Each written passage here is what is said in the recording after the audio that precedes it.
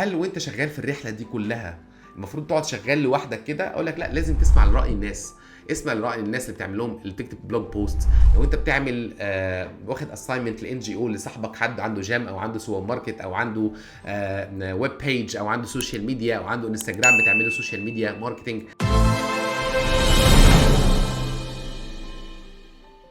خد اراء الناس، رايها ايه في البلان بتاعتك وفي شغلك شكله ازاي وفي الماركتنج كامبين اللي انت عملتها. ولو انت عايز تعمل كامبين للدكاتره بتاعتك في المنطقه بتاعتك عشان عندك مشكله معينه وعايز تعمل لها بروجرام معين او ويبينار او ايفنت او ديزاين او بروشور بشكل مختلف، اعمل الكامبين دوت وخد راي الدكاتره وخد راي زمايلك في العمل، هيساعدوك جدا جدا. هتلاقي في ناس تقول لك كلام وحش، مفيش مشكله، بس في ناس هتقول لك كلام مش الحلو انك عايز يطبلوا لك، يقول لك 100% كلام الحاجات الكويسه فعلا والحاجات اللي انت محتاج تطورها. ولما تسمع نفس الحاجه الوحشه من اكتر من حد، تاكد ان الحاجه دي حاجه صح. لو سمعت نفس الحاجه، انا مش بتكلم انك وحش عموما، لو سمعت حاجه مضايقاك ومقهراك ومزعلاك شويه بس لقيت اكتر من حد بيقول لك نفس الحاجه دي، تاكد ان هي حاجه مظبوطه، الحاجه دي شكلها صح، الحاجه دي شكلها فعلا يعني حقيقيه بتحصل فعلا. فحط دايما ده في الكونسيدريشن بتاعك، وده دايما هيخليك تعرف انت ماشي على الرايت باث دوت ولا لا. انا كنت اتكلمت في فيديو من الفيديوهات قبل كده، تقدر ترجعوا لها في ايام الكليه.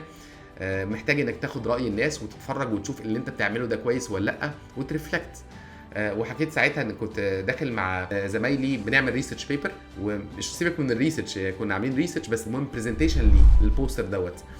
وكنا احنا فاكرين ساعتها ان احنا عاملين حاجه وهميه، واخدنا المركز الثالث على مستوى الجمهوريه ساعتها، وكنا مبسوطين جدا جدا جدا جدا، بس كنا زعلانين قوي ما خدناش الاول والثاني ليه. ولما اتفرجت على الفيديو دوت فقلت، لما اتفرجت على الفيديو بتاعي بقى بعد ما انا كنت متعصب وزعلان وجوايا طاقه رهيبه، اتفرجت عليه فقلت ايه ده؟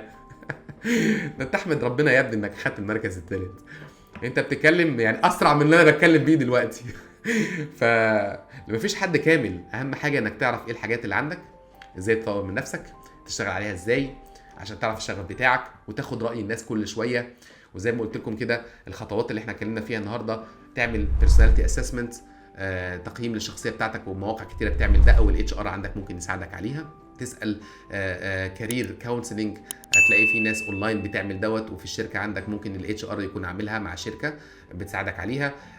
اطلب لك منتور في الشركه يقدر يشوف التطور بتاعك، ممكن يبقى ليك كوتش بره الشركه يقدر يشوف التطور بتاعك. المنتور اهم حاجه يكون عنده اكسبيرينس في الاندستري وفي الثيرابي اريا بتاعتك. الكوتش مش لازم يكون عنده اكسبيرينس، لانه بياخدك في بروسيس يقدر يطورك فيها عشان يطور من شخصيتك. روح اسال بقى الديبارتمنتس المختلفه، انت التسويق او الميديكال او الاكسس او غيره، اسال كل واحد بيعمل ايه في شغلانته، ايه اللي بيحصل معاه، يومه شكله ازاي، ايه المشاكل اللي بيشوفها، وايه الحاجات الحلوه اللي بيشوفها، ايه الحاجات اللي بتموتيفيت، وايه الحاجات اللي بتعمل فرستريشن، عشان لما تشتغل الشغلانه دي ما تقولش ايه ده انا ما كنتش عايز اعمل ده، انا ما حدش قال لي يا لمبي. لا، ابدا من الاول واتعلم الحاجات دي واعرفها من بدري، وبعد كده ابدا استعد ليها عشان تاخد النكست ستيبس. لو ما لقيتش الكلام دوت عندك في الشركه، اقول لك ابدا اقرا بارل الكلام دوت، اقعد اقرا وطبق دوت في الشركه بتاعتك الاول، في الاريا بتاعتك، في السيلز ريسبونسبيلتي اللي انت فيها. بعد ما اخدت وتعلمت من الناس دي، ما عرفتش ابدا اعملها بره الشركه بتاعتك، لو انت القانون العملي يسمح لك بحاجه زي كده، فري اوف تشارج، من غير ما تاخد اي فلوس. في ناس كتيره جدا جدا جدا بتدور على حد دماغه حلوه يقدر يساعدهم فيها، وانت ماشي في الموضوع ده كله وبتجرب جوه الشركه وبره الشركه وبتطور من شخصيتك وبتقرا وبتتعلم وبتشوف منتور ليك. حاول تاخد فيدباك عشان تعرف انت اللي انت عامله ده كويس ولا لا، انت شخصيتك دي البيهيفير بتاعك والديفلوبمنت في شخصيتك اللي انت بتعمله كل دوت، هل هو كشغف ده فعلا انت بتحبه؟ وما تنساش الشغف جاي من القلب، يعني لازم قلبك يكون فعلا بيبامب وانت بتعمل حاجه انت بتحبها، تخليك انك بتفكر فيها ليل نهار، واخده جزء كبير قوي من تفكيرك، عمال تفكر في الكامبينز دي، عمال تقرا عليها بشكل حلو قوي. مش ان انت شفت واحد النهارده ماركتير في الشركه قاعد في بوزيشن معين في لاكجري، فتقول لك انا عايز اشتغل ده، هو ده الباشن بتاعي، هو ده اللي نفسي فيه. مفيش مشكله، الطموح حلو قوي، بس صدقني بعد كده لما توصل لها، عشان ما تتلخبطش وتاخد صدمه، حاول تعرف من الاول انت نفسك في ايه، وتجربه وتسال عنه وتقرا عنه وتطلب ليك منتورز، وتجربها في قريتك وتجربها في منطقتك وفي شغلك، وبعد كده تجربها بره شغلك. ما لقيتش الكلام ده كله، ابدا روح للبلوجينج اكسبيرينس. ستيفن كوفي كان دايما بيقول لك ايه، لو ما قدرتش اعمل حاجه بايدي وجربت كل المحاولات، احاول اعلمها لحد، فوانا بعلمها لحد هتعلم.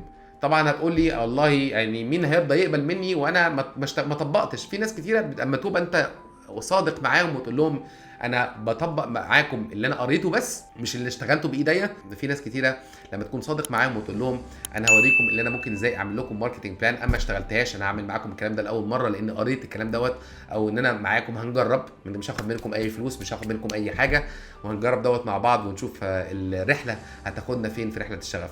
وبرجع تاني بقول لكم في ناس كتيره جدا عندها خبره حلوه قوي في الشغف، يقدروا يساعدوك انك توصل للشغف بتاعك وانت عايز توصل له فين. والشغف ده مش بس شغلك في شركه، شغف عموما في الحياه انك تحس انك بتعمل حاجه مهمه مفيده لنفسك ومفيده للمجتمع ومفيده للناس اللي حواليك. لو انت دلوقتي عرفت شغفك في التسويق او في السيلز او في الماركت اكسس او في الميديكال او في حاجه من الحاجات دي كلها، وبقالك سنه سنتين ومش عارف بقى هتترقى ازاي وايه الخطوات اللي انت تعملها، وبدات تطور في شخصيتك بس الدنيا متلخبطه معاك، شوف الفيديو اللي جاي وهنتكلم فيها بالتفصيل. السلام عليكم.